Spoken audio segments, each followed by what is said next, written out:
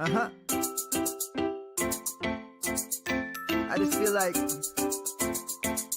I've been around the block, ripping up fantasy stock, working around the clock. Look at the view from the top.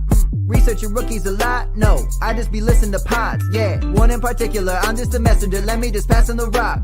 Browning, brunning, pruning, pronouncing ain't what he's doing. What he's doing is not losing, but infusing you with new things. And there's Dennis the Bennett, yeah. The man is a menace, yeah. Building a dynasty, some of the finest things. Promise you, you won't regret it. Sly as a fox, cultured in pop. Give him his props. Here is a thought, here is a box. And you cannot compare them at all, so don't even try. Careful with the news, but when you use a take, I take up Tony Fire. I mean Dyer, because anyone else is a huge mistake. Whoa, fantasy round table, fantasy round table. Yeah. Fantasy round table, come take a look at the crown, baby. Hey, fantasy round table, fantasy round table. Woo. Fantasy round table, come take a look at the crown, baby. Go. What is going on, everybody, and welcome to another episode of the Fantasy Football Roundtable Podcast. It is Thursday, so you've got Matt and myself here today. We're going to talk about the 2021 running back rankings, numbers 21 through possibly 40. We probably should be able to get through them, I think, because, hopefully at a certain point in these rankings, it's just kind of like, yep, so here's this guy, and then next up is this guy. So we're going to try and get through the rest of those. We got through our top 20 on Monday with Dennis. But before we jump into talking about the RB2s, 3s, and 4s, Matt, how are you doing on this beautiful Thursday? Doing pretty good. I'm with you. We should be able to get through 40. I think we may even get through more of them because we're going to have a lot less exciting things to say as you go down the list. It's like, boy, I hope that guy scores 5 points a game for me. Running back to me gets depressing a little earlier than wide receiver. Yeah, I feel like that's been true for the past couple of years. But yeah, looking at this, I really kind of felt uncomfortable ranking some guys once I got to a certain point. In all honesty, it was kind of, I hate to say this, but it's almost kind of where I have Darrell Henderson, which you guys are going to find out is not much further from where we're about to start right now. It's kind of like, I don't feel great about any of these players. So, yeah, and trying to guess how people are going to integrate and what some of the timeshares in the, almost every backfield now is a committee. Yeah. So, it's really easy to rank up high the guys that we know are going to have a good 3-down share. When you start to get into, how much of the rushing work are you going to get? How much of the passing work are you going to get? How much, rushing and passing is for running backs in this offense in general? It gets to be a little more exciting. Yeah, that's kind of, I guess, the one good thing about wide receivers, right? You can have multiple on the field and they can all produce. Running backs, they're just going to kind of eat at each other. But we've got a couple guys here. I think the interesting thing is separating out some of the backfields that have two different running backs. We'll get to one. Obviously, Denver is one. We have kind of like a decided, I don't want to say advantage, but we have one guy ranked a little bit higher than the other. Kind of you and I do. Well, that's the other way. Oh, did he? I didn't see which way he went on. Okay, yeah, he did. Wow. Okay, yeah. So we, we'll show you guys, I guess, who we think is going to be the guy in some of these backfields. Again, this is 2021 rankings, not dynasty. So let's go ahead and jump right into it. We finished at 20 last week, so we'll start at 21. And I'm going to give you guys our consensus, and then we will talk a little bit about that player. So at RB21 for us with a consensus of 22.33 is Mike Davis, now of the Atlanta Falcons. Yeah. I had him at 20. Dennis had him at 24. And Matt, you had him coming in at 23. While everybody, I don't think anybody's really out there saying he's going to be the next Derrick Henry, but he does look primed to at least have a good role. We know Arthur Smith is going over there, new head coach. We saw the offense that he ran in Tennessee with having Derrick Henry. What are your expectations for Mike Davis being the likely lead back for the Falcons in the 2021 season? Yeah, I'm torn because this one's a little tough. We talked about it a lot last year. Is Mike Davis going to go to a team where he gets a shot to be the guy?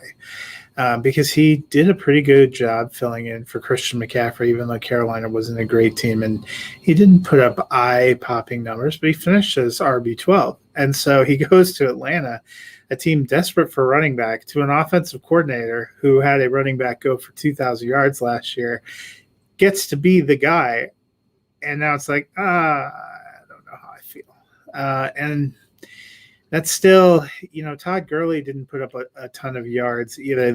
Their line is probably still a work in progress. Their team's probably still not great. They traded Julio Jones, so their passing game may not even be as robust.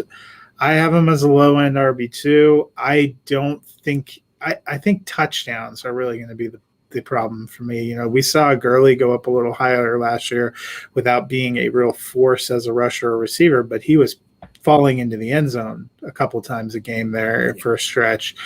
I don't know if that happens this year. I'm not super high on Atlanta. I don't know how you feel about them in general. No, I don't think Atlanta is going to be that good either. In all honesty, that's why I have him ranked here at 20, because I don't know. I guess touchdowns is probably the best way to put it.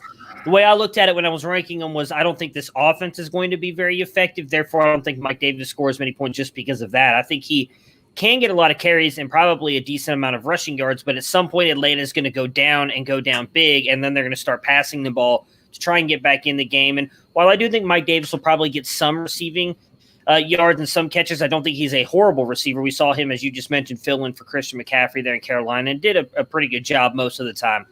I just don't think he's going to be doing everything. And at some point, they're going to start using other guys. I don't really think anybody that's going to do anything for fantasy, but I do think that he's going to have his role limited at times. So, I mean, 20. And that's kind of what our friend Dennis, who is on a beach somewhere in Hawaii, I don't know if you've been living vicariously through his photos. He put a few thoughts. He said Davis gets a shot to be the RB1 out of the gate after filling in. Unfortunately, the volume's just not going to be there. Yeah. So at 22 for us is Myles Gaskin. Comes in with the same consensus ranking here of Mike Davis at 22.33. I have him at 24. Dennis had him at 21. Matt, you had him at 22. I was the lowest on him there, right on the edge of being a RB2, obviously, at 24. And I'm going to say the same thing. For me, it's really kind of that offense. I don't really believe in Tua and Miami's offense, and I do think that Salvon Ahmed is going to get a little bit more run maybe than others think he is. It feels like once Miami didn't go running back in the NFL draft, a lot of us thought they were going to get Travis Etienne, and a lot of the rumors were that Javonte in the second round. And it looked like he was going to go there until Denver jumped him, and then they took Javonte, and then they just kind of seemed content to ride with the running back room that they had. Just because they didn't take a running back doesn't mean that they have all the faith in the world that Myles Gaskin is the guy. I do think Gaskin's going to be good. That's why I have him there at RB2, but I don't think he's going to be the end-all, be-all. I think Ahmed's going to get some, and there's somebody else that I cannot think of. Malcolm Brown, who we've seen. That was the other one. There's Jared Dokes that people get kind of. I don't know what to think about that. Yeah. But Malcolm Brown, we've seen him be crusher of dreams for many a promising young running back in a committee. Yeah. Yeah, that was actually the exact words I was going to use. Is he crushes other backfield dreams. So I think Gaskin's going to be good. I mean, I think 24, that's still very good value. I think he's going to put it because we saw he could do good work in the receiving game. He's a good rusher, but I don't think Ahmed's going away, and I don't think Brown's going away either. Yeah, and that's a hybrid of the concerns. Dennis noted that he has Gaskin and Davis and a couple of the backs we're going to mention right here after, all kind of in the same tier, and I think we're probably all a little similar in that way. He had Gaskin at 21. He said he expects him to lead in touches, but can he hold up? He expects them to use other backs liberally to keep him healthy, and I think that's where I'm at too. I also expect Gaskin to be the best of their running backs, and we've seen he's the most dynamic playmaker as a receiver, but they have other receivers this year. So, a lot of people point to that Raiders game, and I loved that Raiders game, but in part, there wasn't a lot of wide receiver options. Yeah. So Gaskin has more competition there. We've talked about, and I know if you listened to Colin and Austin talking on Camden, there's a lot of tight ends in Miami now too. They had Gesicki, they had gotten Adam Shaheen, they drafted Hunter Long. So there are, they have 4 or 5 receivers they might use. They have 3 or 4 tight ends they might use. So how much passing volume is there going to be? And if you were relying on him just as a rusher, I'm not sure he gets a ton of volume. So I have him, a low-end RB2. Also, I like Miami a touch better than Atlanta, so he's 1 spot ahead of Mike Davis for me. At 23 for us, with a consensus of 23.67, is Kareem Hunt. Both Dennis and myself have him at 22. You have him at 27. Your concerns on why you have him as a RB3? So I dropped him a little bit more than you. Was the most bullish on Chubb, I think, of all of us. Yes, you were. Yes. So that's a big part of it. And also, you and I have talked. Hunt had his value significantly propped up last year by getting a bulk of carries in 4 games that Chubb wasn't there, which you don't project injuries. I'm hoping doesn't happen. I'm not projecting to happen. And touchdowns, which might come back to the pack a little bit. So for me, there's a lot of talk about him being this great receiving weapon, but when we actually looked at his kind of targets and receptions and receiving yardage, it wasn't incredible. It's that he had, I think, 6 receiving touchdowns. You have OBJ back.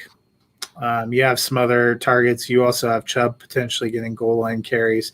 So I think that comes back a little bit, and there are just other running backs that I liked their defined volume a little bit better. Yeah. So, yes, I'm with you. I think for me, the reason I kept him up here is because of how willing they were to use him at times in the red zone. I think, and this is the hard part to bet on, and I will admit that I might be higher on him. He's a guy he's one of the guys here that I think could drop lower, kind of into the range that you have. I put him up here because I think he's still going to get the touchdowns, which is going to end up buoying his fantasy points. I don't think he's going to get a ton of rushes and catches. When you're in that 20 to 30 range, I think we looked at it last year. It's like a 50-point spread. Yeah, it's not like you're sitting there at like 36 and I'm at 22. We're five spots apart, which is it's within the, as Dennis loves to say, it's in the realm of possibilities. And I could honestly say going down to probably 30, 32 is in the realm of possibilities. I think he's still going to get the touchdowns because I do think that the Browns offense is going to be – I still think it's going to be a little bit more explosive this year than last year. I agree. We talked a little bit about it with Nick Chubb on Monday's episode, or Tuesday. I was going to say Monday. We did on Tuesday this week. I do think that at times they're going to run the ball and they're just going to try and play really good defense and go and get out with some of these like very tough fought victories.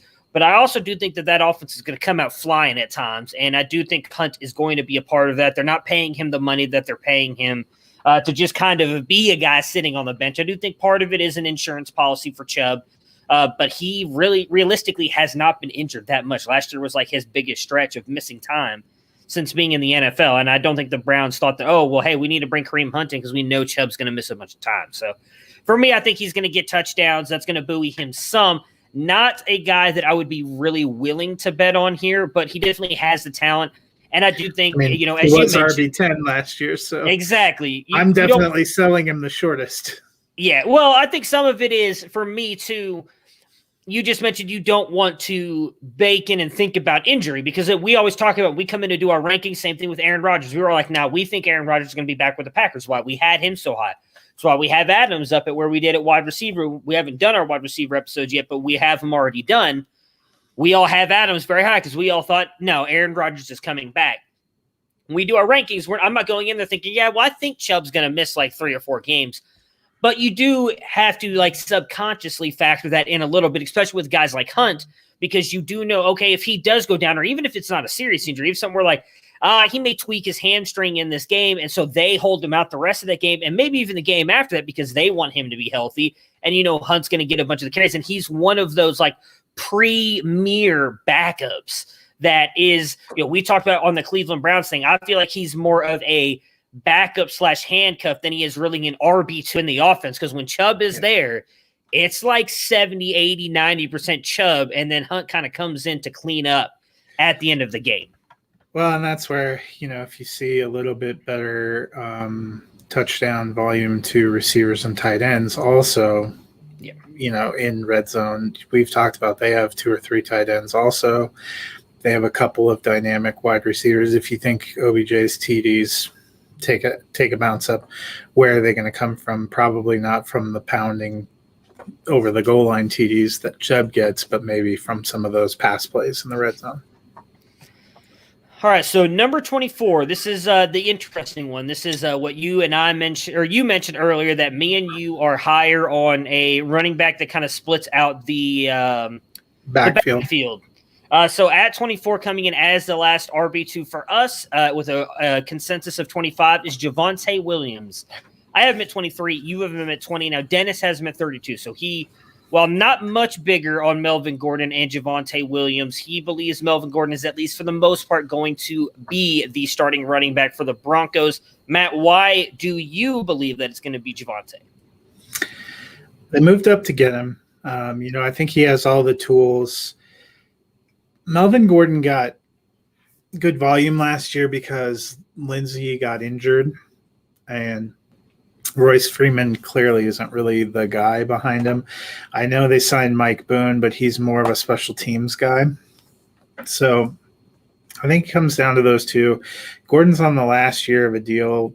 They seem perfectly primed to let him walk out the door. There's even been talk about RB needy teams potentially being able to take him in trade. I don't know who wants to eat that $8 or $9 million contract, but I think Gordon's probably the lead back week 1, but by October, I think you see it switch, and by November and December, I think it's our boy. Yeah, I'm with you, and that's why I have him ranked higher. I have no doubt come week 1, Melvin Gordon's going to be the guy, but I wouldn't be surprised if by week 3, it's Javonte getting more of the carries, if not already first time Melvin split. Gordon fumbles in the red zone. Yeah, which we know can happen very quickly. As if you're he did a ton last year. I mean, he had some. If Lindsey had been healthy enough to rise up and seize that job, we saw Lindsey taking control in games they were together and seizing up and getting the important carries already. It's just the injury for Philip Lindsay he had a couple of different injuries that really took him out, and so Gordon was a beneficiary of that. That doesn't happen. He doesn't finish where he does. Yeah, and I'm going to be honest. I just think at this point in their careers, Javonte's the better running back. And we talked about. I do believe this, that Denver has a. Again, I don't know if I wouldn't say a Super Bowl roster, but I do think they have a roster that can get them to the playoffs right now. And once you get into the playoffs, you never know what could happen. I do think they have one of the better rosters in the AFC. As long as Teddy No Arm stays on the bench. Well, that's true. You can suck at calling an us. Yeah. So if he does end up getting in there, though, like I said, I would not be surprised even by week 2 or 3. We don't see more of even a 50-50 split with Javonte out there. So I'm with you. He's ranked higher for me than Melvin Gordon. I actually have Melvin Gordon a little bit down in my ranks. We're pretty much in the same spot. With him, well, I did just make a joke about them. The one thing that they talked about on theirs that I think does ring true to me is Denver is projecting to have a pretty decent defense. I have questions about the defensive line, and let's hope Miller and Chubb can actually play a season together with Vic Fangio, which hasn't happened so far.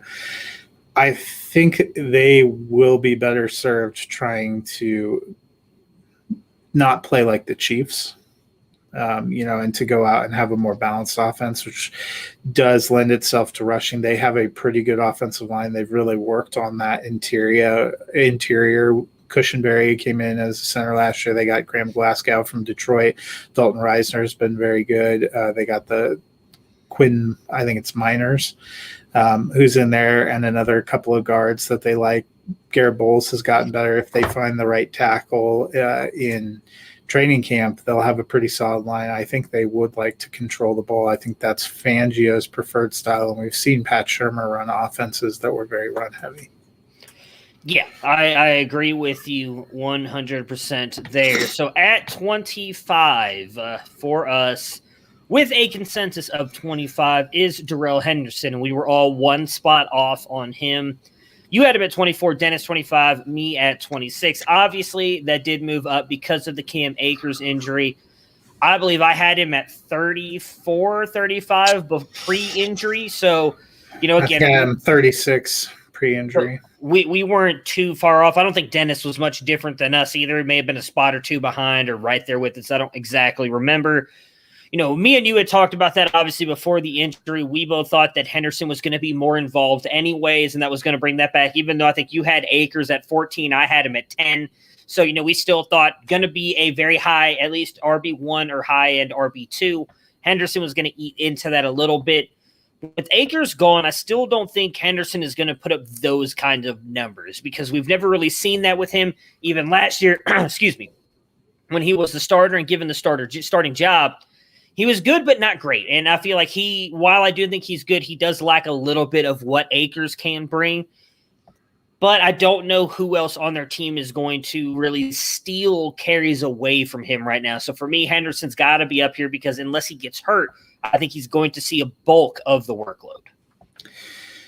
Yeah, which is why I move him to low-end RB2.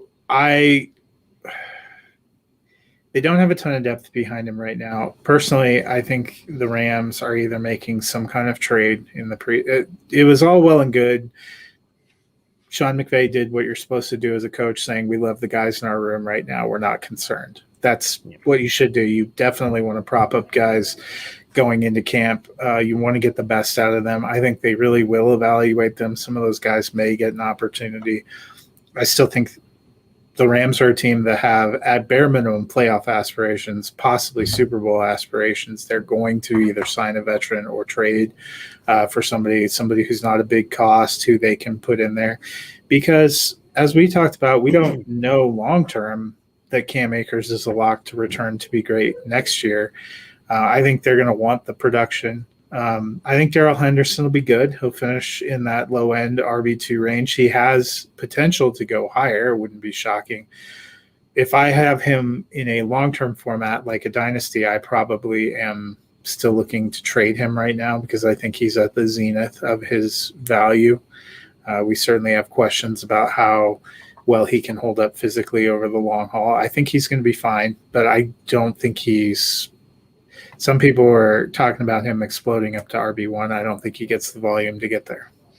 Yeah, I'm with you. I think at best you're talking RB 16, 17. That's about 10 picks higher than what I have him now. I would be really surprised. He would have to show us something we have yet to see out of him in his career in the NFL to end up being that RB1. Because, again, we both talked about we think this is going to be more of a pass-happy team before Cam Akers ever got hurt anyways because of them bringing over Stafford and the weapons they have around Stafford. I thought it was going to be more pass-happy anyway. So I don't think that changes any, if not makes them pass more with Akers, unfortunately, going down with the injury. All right, at RB 26, 25.67 consensus is Chase Edmonds. You had him at 25. Dennis and I both had him at 26. Obviously, all the talk about him being the guy here in Arizona. What was the quote? I believe he ended up adding on muscle weight, but then lost weight or something like that. So they were trying to figure out, well, did he actually add weight? Did he lose it? All that stuff. But what are your thoughts about Edmonds here in Arizona? He's wiry. Yeah. Yes, they would say in placements. I feel similar. Our friend Dennis said he thinks Edmonds is just a guy, but he's at the top of the depth chart. If James Conner, who is also there, stays healthy, he could be the lead guy, but he thinks Edmonds finishes top 25, but there's a risk that he falls down. There's two concerns for me. James Conner seems more built to carry like brutal rushing load. And if you looked at the way Edmonds did finish as right around RB25 last year. So we have him in a similar spot, but he didn't do a lot of it rushing. He's never had more than 97 career carries. His 97 carries were last year. The first 2 years he had 60 carries apiece. So he's not a huge rushing guy. He's been more of a big receiving guy. And the Cardinals, as we've talked about a few times, really did some work in the receiving area, particularly the Rondale Moore signing.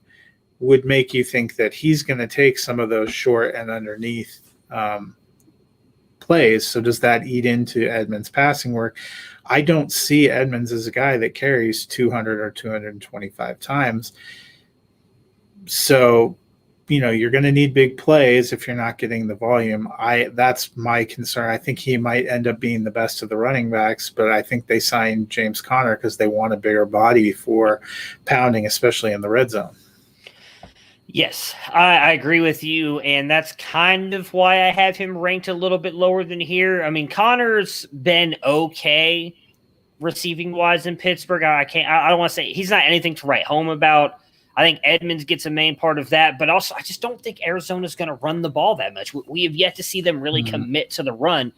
I've said I hope that they do because I think that could help keep Kyler Murray healthy, him not having to run the ball as much, give him somebody to dump the ball off to. If you've got, they're even a if it is sneakier Connor, running team than you realize, though, because Connor had 448 yards rushing. Kenyon Drake had 950 last year. So those two combined were over 1,400 rushing yards. Right.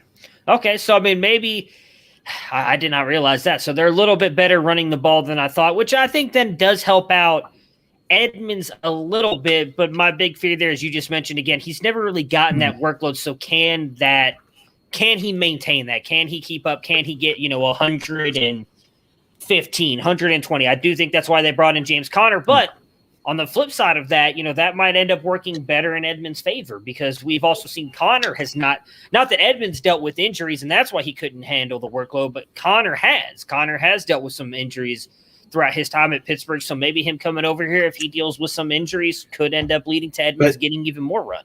Even a leap from 97 carries to say 140, 150 would be a pretty sizable increase over the run of a season. So let's see here. Next up we've got the Jacksonville running backs at 27 and 28. Robinson coming in one just literally right ahead of ETN. That is mostly due to Dennis's ranking of him. Robinson comes in with a 26.33 and then ETN at 28. Robinson I have at 28, as do you, but Dennis has him at 23, and then ETN I have at 25, you have at 30, and Dennis has at 29. So I am the highest on ETN, and Dennis was the highest on Robinson.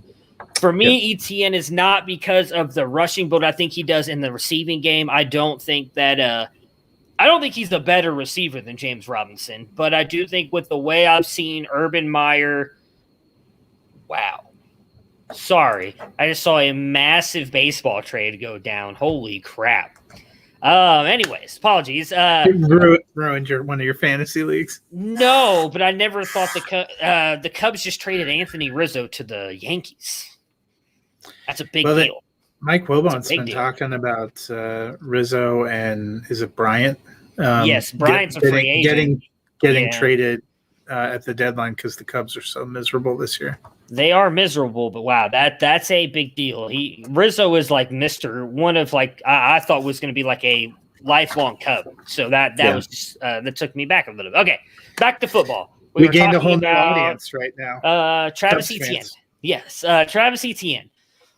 With the way Urban likes to scheme his offenses and everything, I know a lot of people are saying that it's going to be Viska in that kind of like H-back role. I don't see that because while I do think Laviska can do it, he's also not as shifty and as explosive as Travis Etienne is. And I think that's what Urban's going to use Etienne is. I don't know if it's going to be successful, but I do think he can put up enough points to outscore Robinson because of what he's going to end up doing in the receiving game as well. Robinson, I still think, is going to be serviceable. And in drafts, Robinson's the guy I want because of how much later he is going. ETN has got that name value, and everybody thinks, oh, hey, first-round pick, he's going to be the guy, so that's who I'm taking. I would bet my money on Robinson scoring right there with him and taking him because he's going in drafts later. Yeah, so Dennis had said that he has Gaskin, Davis, who we looked at, Hunt, Robinson, and Henderson all in kind of the same tier. He said of James Robinson, I think he'll lead the team in RB touches, but will fall short of his rookie season with ATN being there and being more favored by Urban Meyers. I guess he called him Urban Meyer's pet. He said of ETN, he thinks he's explosive, but that Meyer wants to use him as a weapon and let James Robinson handle kind of the between the tackles stuff, which could end up working. I was interested listening to Canton Bound because they had a pretty interesting discussion about Robinson, Etienne, and what you talked about, Laviska Shenault. Both Austin Collins seemed a little bit more bullish on Laviska Shenault than I think either the two of us are. Last year, Robinson did get 60 targets, catching 49. Shenault got 79 targets, caught 58. Shenault had 18 rush attempts. I think a lot of people talked about him getting kind of rushing work. He didn't miss that many games. He appeared in 14 games. He only got 18 carries. We might remember a few plays. He didn't have any touchdowns, 18 for 91. James Robinson had 240 carries. I do tend to agree that all three of them are going to be involved and tread over the same areas, and that is why both in my running back rankings and when we get to receiver, I have them all down a little bit because I think Etienne and Shenault will eat into each other's ceiling because they're going to do some of the same things. And at the same time, Etienne being there will cut down James Robinson's target attempts and will reduce his carries. I tend to be a little bit like Dennis in that I think Robinson probably does more of the grinding rushing work, but you don't take Travis Etienne in the first round to just use him as a gadget receiver. But that's why I actually have them, really close. I have 28 and 30. I don't see a big difference. And part of that reason is because I think they eat into each other's work. And then they also are going to be competing with a receiver who they're going to give some end arounds to, and they want to use in that way. Yeah, and that's really why I have them really right together as well. I have them 3 spots apart. And another reason for ETN, I think buoyed him for me a little bit is because I know how explosive he is. Like the one thing for ETN that I will say is the dude is a home run threat every time he touches the ball. He could realistically, anytime the ball is in his hand, take something to the house. So if he even takes a couple 40, 50, 60-yard touchdowns to the house, that's going to buoy him a little bit because let's be honest, Robinson's not going to be able to do that as much as ETN is. So it was a little bit more of that as well. Again, I don't think there's going to be much separating them this year, possibly even moving forward, because I don't think Robinson's going away. But yeah, for me, I'm not as probably bullish on the Jaguars offense in general as some are too, which is why I have them both kind of in the RB3. It wouldn't shock me if one of them bounces up. I do think for me, even though I have Robinson higher, if one of them bounces into RB2, it's going to be Etienne. Yeah, and that's why I have him like right on this. So again, Robinson not much further, but Etienne right there just because I think he's got that little more, whatever you want to call it, hushpa or whatever the word is for it, moxie. Chutzpah, moxie. Right. Also, I think you can't diminish PPR scoring, gives a bump to the pass catcher, and that's it. Of the two, he's going to be that guy. All right, so at RB29, we have Raheem Mostert, 30.6 in the consensus. I have him at 32, Dennis 28, and you have him at 32 as well, Matt. We both have Trey Sermon close. I do technically have Trey Sermon rated higher, but it is because you and Dennis have him so much lower that it's kind of dropped him in the consensus rankings. What has you believing so much more in Mostert instead of Sermon?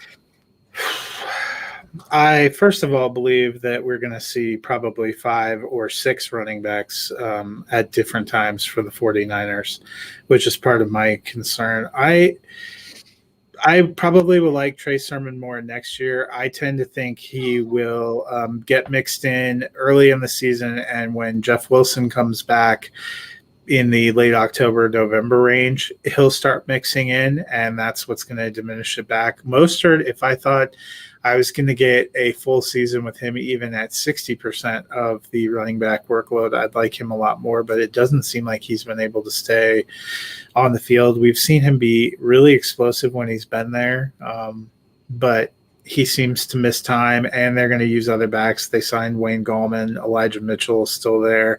We've seen the 49ers over enough years that it's hard for me to have faith. I might be a little too low on Trey Sermon. I just feel like it's going to be a lot of group work there.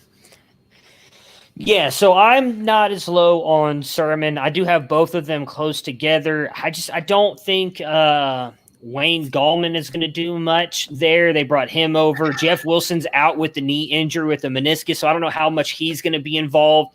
I know a lot of people are high on Hasty, I believe is the other guy. I don't. Oh, I need.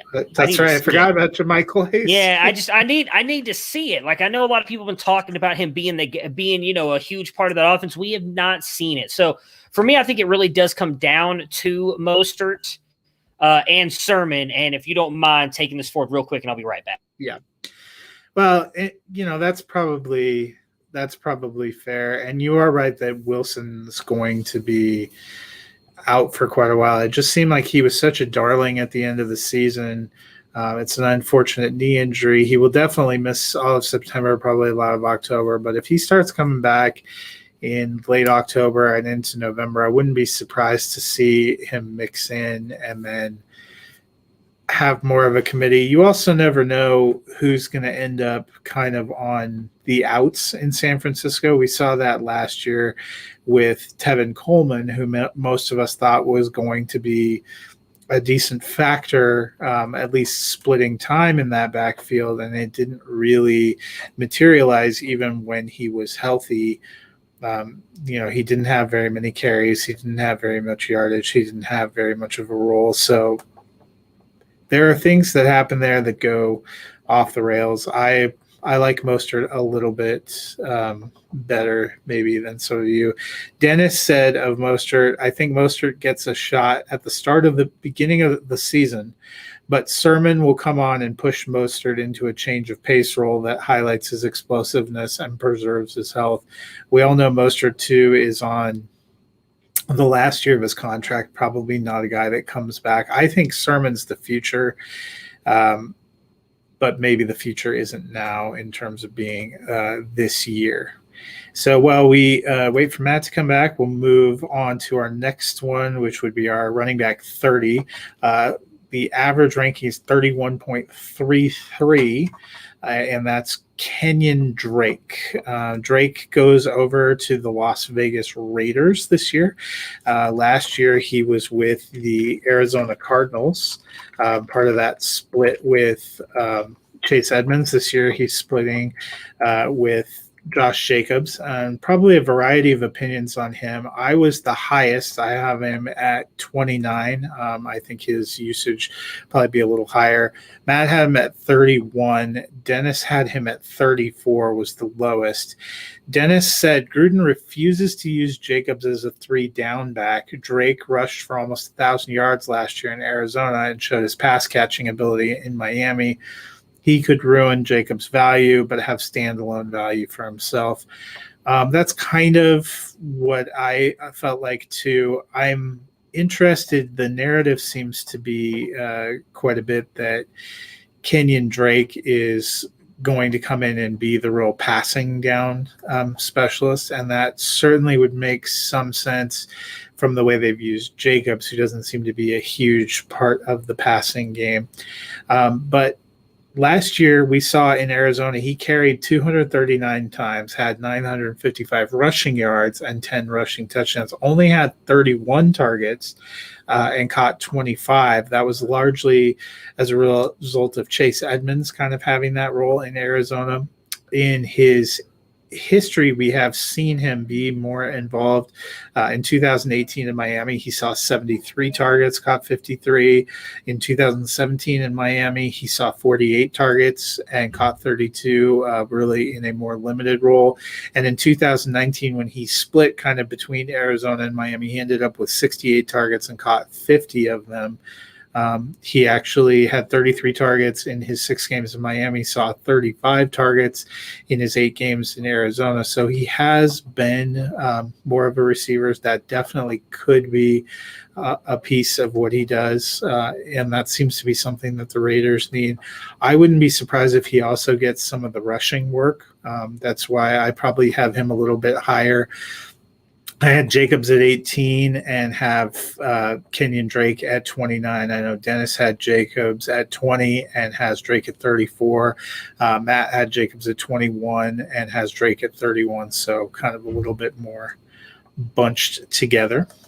So that was our running back number 30. The next guy in our order, running back 31, is Michael Carter, the rookie for the Jets, and he is the highest running back that we have ranked for the Jets.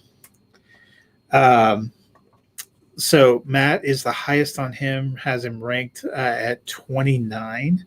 I have him ranked at 31, which is actually right where he ends up in our consensus. And then Dennis is the lowest, has him ranked at 35. Dennis said he was drafted by the new coaching staff and installed with the ones. Could be a later round back to vault into the top 20. And that was, if you've been tracking some of the training camp news, kind of the big thing that came out is that it seems like Michael Carter is getting work with the ones, which is interesting. We have talked about all offseason. They added the veteran Tevin Coleman, who has experience in this system and who we've seen be viable in other spots. They have second-year guy LaMichael Pirine, who some were high on last year. I know Dennis has liked Pirine in the past coming into this. But then Michael Carter seemed to have a pretty golden opportunity. He's been a guy I've taken a lot in rookie drafts. I like his potential. I think him already running with the ones seems good. Yes, the hasty talk does seem hasty. So I'm on up to Michael Carter right now. Okay, so cool. I was just going over – so if you have any of your thoughts about Drake, who I touched on, and then Carter. No, I mean, I felt like we touched on him enough when we talked about Jacobs. Me and you both think he's going to be a little bit more involved there. So he's a guy I could see jumping up a little bit higher than this. But I need to see it because I'm just going to be honest. I just don't trust John Gruden at all in like a coaching aspect. So I don't really believe in any of the players. It's funny because who is it? Dang it, I can't remember who it was on Twitter. A Raiders fan posted the video of CeeDee Lamb making like that beautiful one-handed catch in practice. And he's like, oh yeah, too bad the Raiders passed up on him for Henry Ruggs, but he does a really good job of stretching the field for you, John Gruden. So that's why you took him. It's like, yeah. I was interested that they, we'll get to Ruggs when we do receivers, but what they were talking about that the Raiders don't use Ruggs correctly. Cause I know all the talk in the draft was that he was just this deep ball burner, but that really wasn't what he was in Alabama. So. Yeah. Oh, yeah. Yeah, I agree with you. He was used a lot more in the short game, which I think if they use Ruggs like that, he might actually be decent for fantasy. But, we talked about it when he got drafted that they had talking about they wanted to use him as Tyreek Hill, and that's not his game. And that's why we didn't think he was going to be good for fantasy. You're talking about the team that has the infamous John Madden coach, speed kills. Yeah. So Michael Carter, I do have him ranked the highest out of the Jets backfield, but that's just because I do think Coleman starts out the season, but I just don't believe that Coleman stays healthy. So Carter's going to get some run eventually. Could Pirine get involved? Sure. We didn't see a lot out of him last year, so it's kind of hard to think what he might do this year. I will say that I'm not bullish on Michael Carter. I'm not sold that he's going to be anything more than ever in RB3, which is where I have him ranked right now. I know some people think he's going to be like a high-end RB2. I'm never going to have any shares of Michael Carter because I just don't think that's in his game. But, for me, I still think this is a fairly decent ranking for him. Again, I have him at 29. So, I mean, he's a high-end. Actually, the highest of all three of us. Well, like I said, I mean, I think an RB3 is fine. That's where I see him at. So I just don't think he's going to be like – I saw someone saying, like, he's got a chance to be like RB 14 or 15. Like, I don't think that's in his range of outcomes, like, at all. I don't think the Jets offense is going to be that good. I don't think he's going to be that good of a running back at the NFL level. I think when you have one of the better offensive lines in the game that they had in North Carolina, and you're going up in the ACC there, which is, I think it's fair to say, not some of the best defenses you can play. He did struggle against some of the better defenses that they played. I think that's going to come home to roost a little bit more here in the NFL. All right. So let me ask you, since we just talked about who ends up with the better NFL career, Michael Carter or Trey Sermon? Because those are the guys that seem to be going really close to each other as that next tier of backs in rookie drafts right now.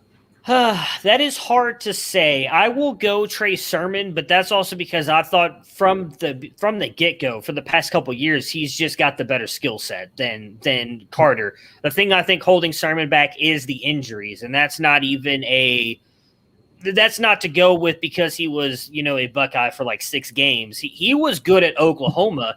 It was the injuries that held him back. So I will also say going to a place like the 49ers, where I think we can all agree Kyle Shanahan, sprinkles his little fairy dust on running backs and makes them look better than maybe they are. Because whenever we see these guys leave and go to other places, they don't always succeed. I think being in that kind of offense and that offensive scheme is going to help Sermon as well. Don't think he's as bad as a pass catcher either. We saw that a little bit toward the end of the season when Fields really started to check down to him. So I think overall I would go Sermon. Would you go Sermon or would you go Carter?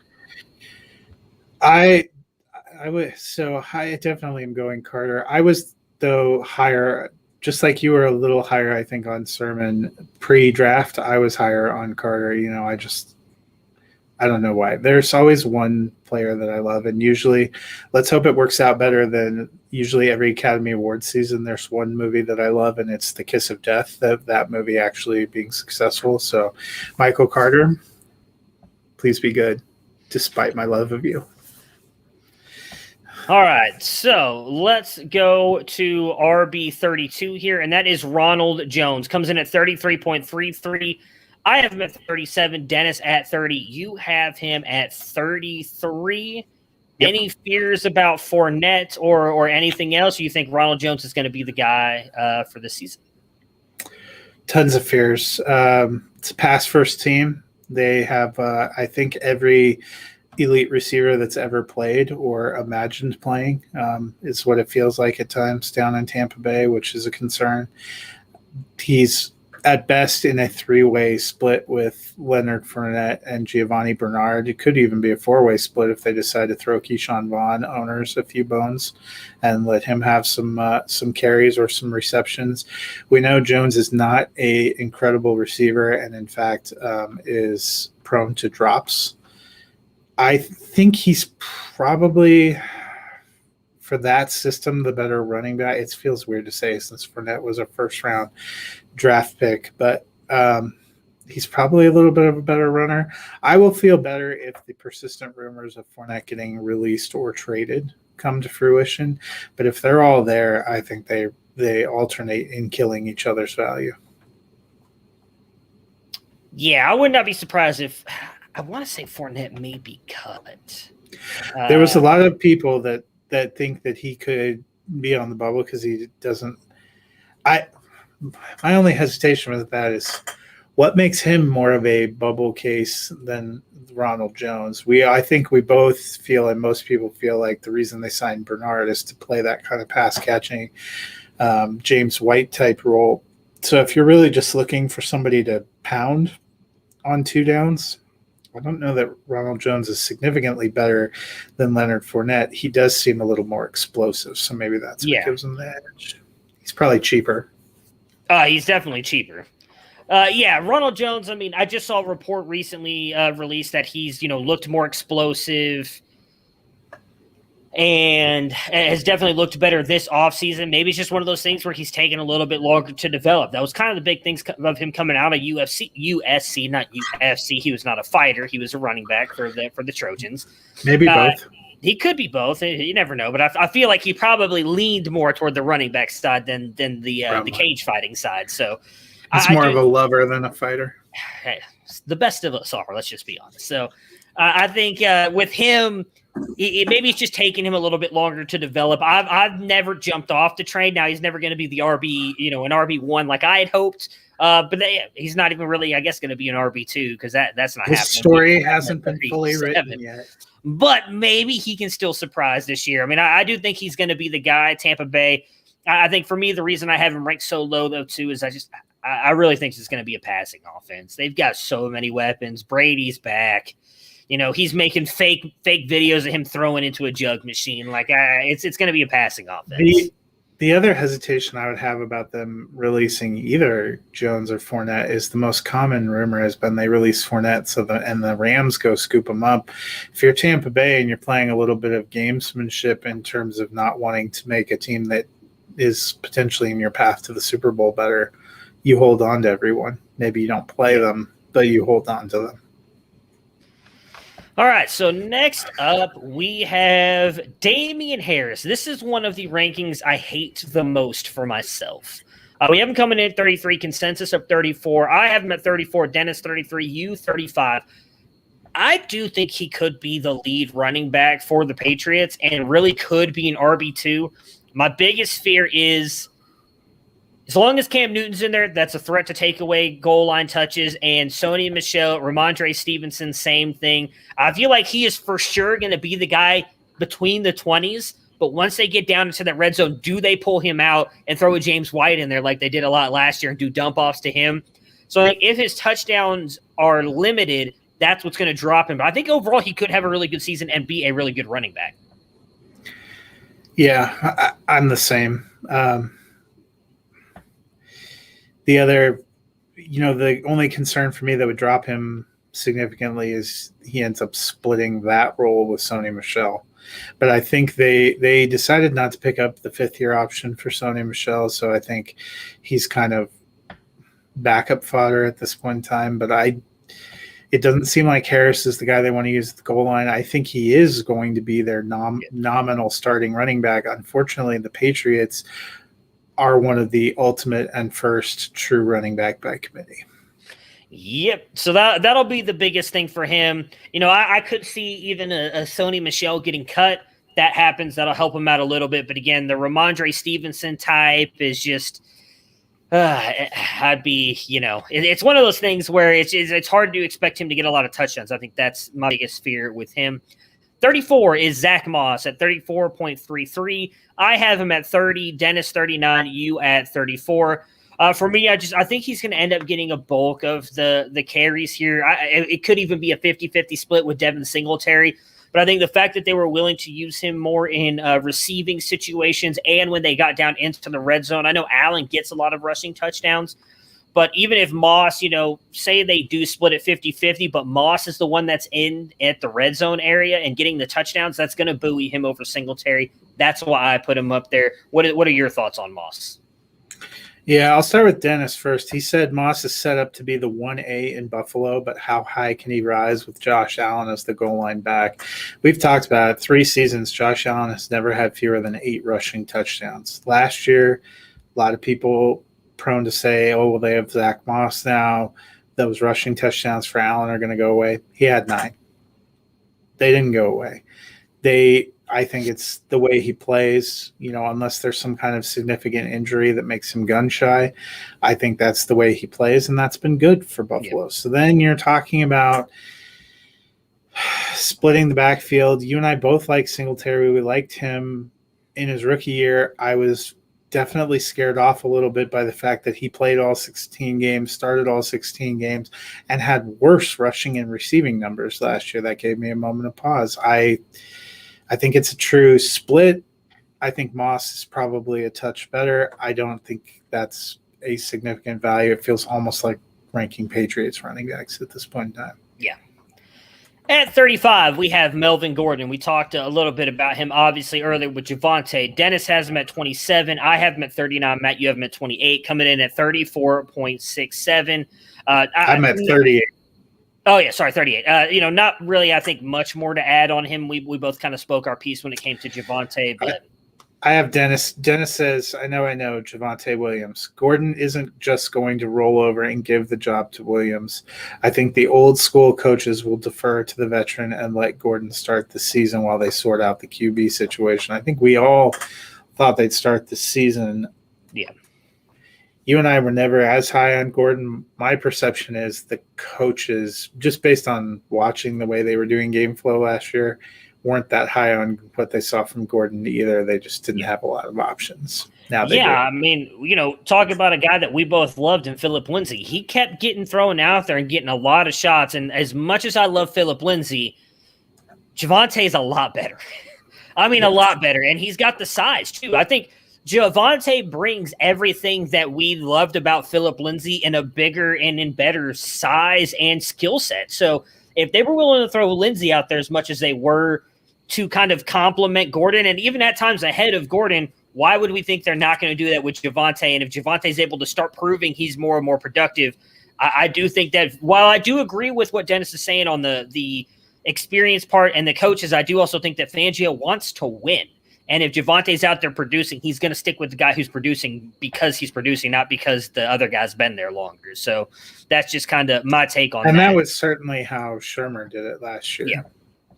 I think Fangio pretty well defers to whoever is running the offense to let him do – well, yeah, he had Scangarello before and then Shermer last year. I think as a head coach, he does not interfere that much on offense because he's also the defensive play caller. The 36 running back we have here, consensus at 35, is David Johnson. I have him at 33. Dennis, 31. You have him at 41. For me, I think he's going to be the main running back. I do think Lindsey's going to be involved, but I think Johnson's going to be the guy until, the wheels fall off for them.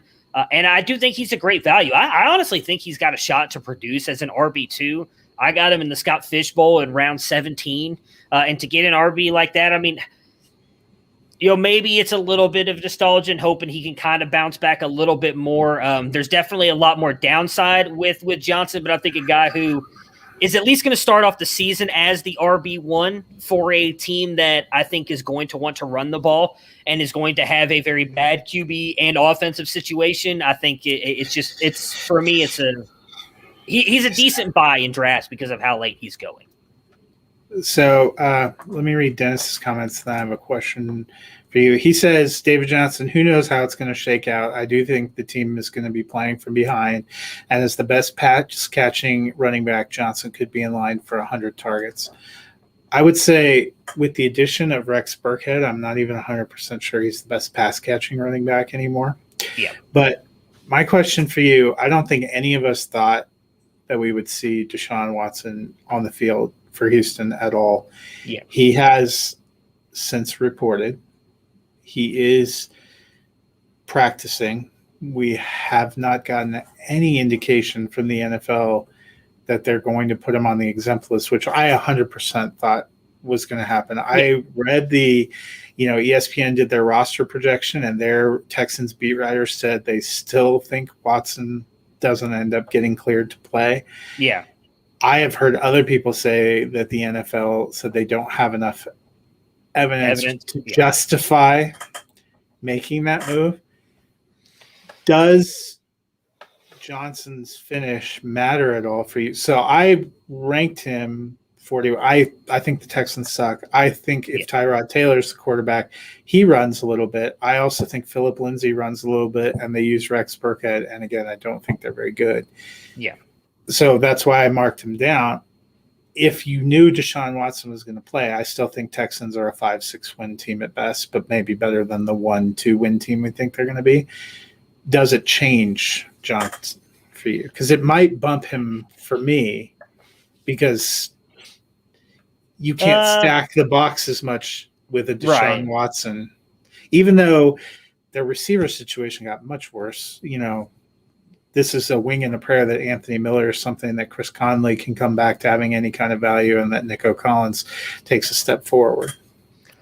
Not really, because I don't see – I mean, could I move him up, I guess, over Melvin Gordon and Zach Moss? Sure.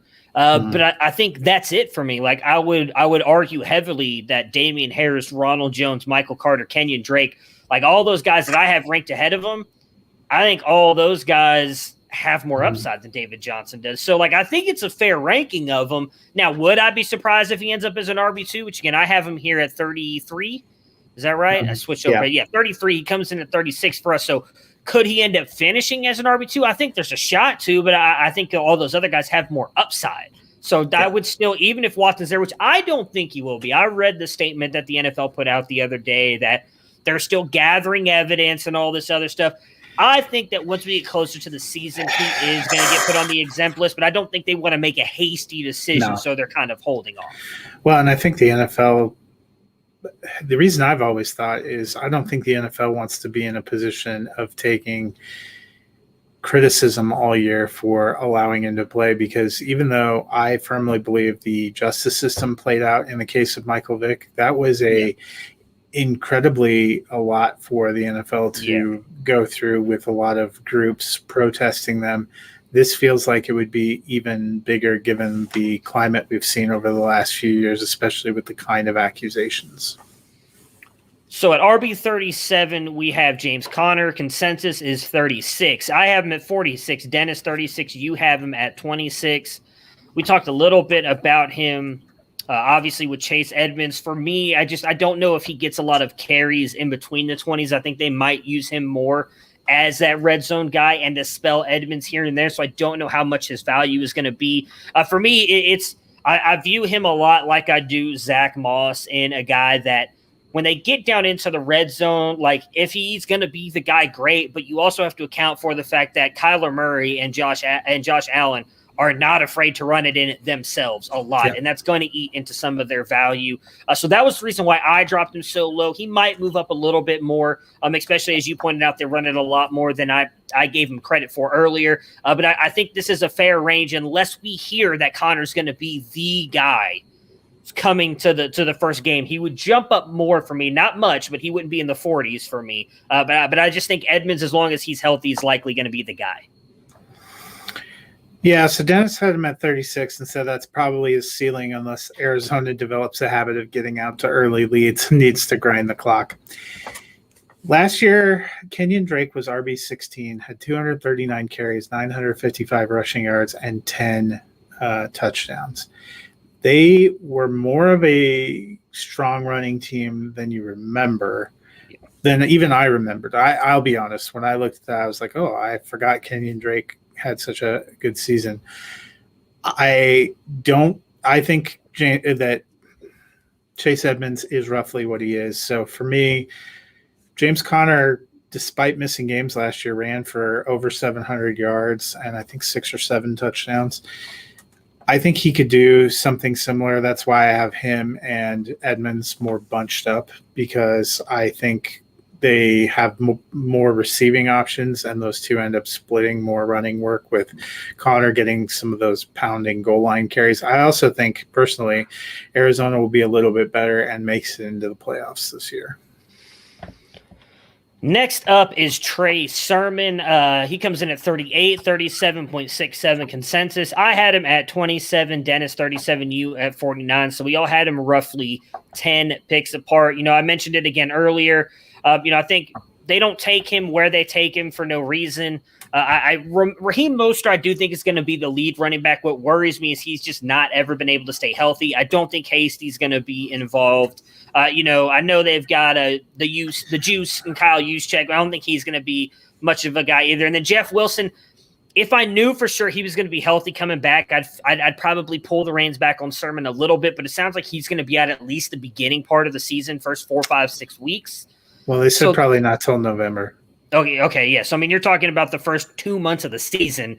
So that leads me to it's going to be Sermon and Mostert. Sermon brings a little bit of a better, I guess, power running set than what Mostert may bring. Mostert's definitely a lot faster. I think probably, in all honesty, a better pass catcher than what Sermon is. But if Mostert gets hurt, it's going to be the Sermon show, because I don't think any of these other guys are really going to take much away from him. So for me, that's why I have him ranked up so high. Same thing I talked about a little bit with Chubb and Hunt, baking in a little bit of the if Raheem Mostert goes down, I do want to be able to get Sermon, because I think in that offense, with the way they kind of limit what Jimmy G does and runs the ball, Sermon could really kind of go off here. Yeah, and that was Dennis's position. He said he thinks Sermon starts the season as Mostert's backup and ends with Mostert being his backup. All right. Next up at 39, Jamal Williams, 38.33 in the consensus. I had him at 35, Dennis 44, you 36. We talked a little bit about him when we mentioned DeAndre Swift, but just to kind of go back onto that conversation, I think Williams is a very good running back. I think he's going to be involved. The biggest thing, in all honesty, that scares me with DeAndre Swift is knowing that Anthony Lynn is the offensive coordinator, and how Anthony Lynn just seems to love talking to Jamal Williams. So I think he's going to get some run, but realistically, if you were to hopefully think that Anthony Lynn is going to handle this the right way and the smart way. DeAndre Swift is going to be your guy. So outside of an injury, Jamal Williams is going to kind of spell him, maybe have him in there at times for some receiving stuff and getting some rushes, but it's going to be Swift most of the time. So that's why I ranked him all the way down here. Yeah, and I think they'll use him similar to how Green Bay did. We saw Aaron Jones be RB2 and RB5, while Jamal Williams was RB34 and RB38. So I kind of split the difference and went with RB36. At RB40, 39.33 in the consensus, we have A.J. Dillon. I have him at 36, Dennis 45, you 37. And it's just because I think they're going to use him the way they did Jamal Williams. There was really only a couple years that Williams really kind of shot up, and I think some of that was more because of Aaron Jones' injury. Assuming Aaron Jones stays healthy, I think Dillon's going to get probably the same amount of workload as Jamal Williams did. He's going to be kind of like that the RB2 to Jones' one, but I think Jones is going to be the guy. So that's what keeps Dillon down here for me. Yeah, I think, I put him in a similar range, as you said, to where Williams had finished. The difference, I think we saw 1 year where Jamal Williams got 150 carries.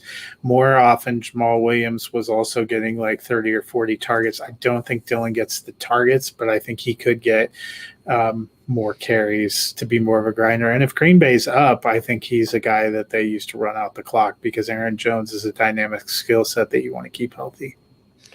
All right, so I am going to run through these next 9 players to get us to 50, and then we can kind of double back and talk about any of them if you want. At 41, we have Nyheim Hines. 42, Latavius Murray. 43, Devin Singletary. 44, Tony Pollard. 45, James White. 46, Giovanni Bernard. 47, Tariq Cohen. 48, Gus Edwards. 49, J.D. McKissick. And then last at 50, we have in our consensus rankings, Leonard Fournette. Any of those guys you want to shine any light on or talk about specifically? So I think the one in that group that I feel like I could end up being way too low on is Gio Bernard, and he's down there. I guess you and I are very similar. You have him 49, I have him 50. I think it's partly not knowing what to do with the Tampa Bay running backs right now, because you saw that all three of us have Jones, Fournette, and Bernard kind of bunched in there. If Bernard becomes kind of like a true James White in the way White was with Brady in New England, we all have him too low, because James White was consistently an RB2. I kind of need to see it with Gio. Honestly, last year he was the guy for Cincinnati, and we always thought he was going to be a solid RB2 option, and often didn't return that kind of value. I need to see it. Yeah, I mean, for me, really, I can see that J.D. McKissick's another guy I think maybe could jump up. I mean, he was very productive last year. I know Gibson was hurt at times, but I do think McKissick could get a little bit more workload than maybe the three of us are giving him credit for. We have him 47, 48, 47 respectively. So that's he's a guy I think could jump up. Any of the guys outside of the top 50, I mean, Xavier Jones is a guy that obviously – when we first did the rankings, neither you or me had him ranked. There's really no reason to. Now with the Cam Akers injury, is there a spot that you think you'd plug him in at? I still am holding up. So if he wins the number 2 in the committee job, I will. I don't have another Rams running back ranked, and that is not just because it was pre-Akers injury. It's because, as I said, I think that the other half of the Rams committee isn't on the roster right now. Yeah, I do agree with that. For me, another guy, you have him ranked up there inside the top 50.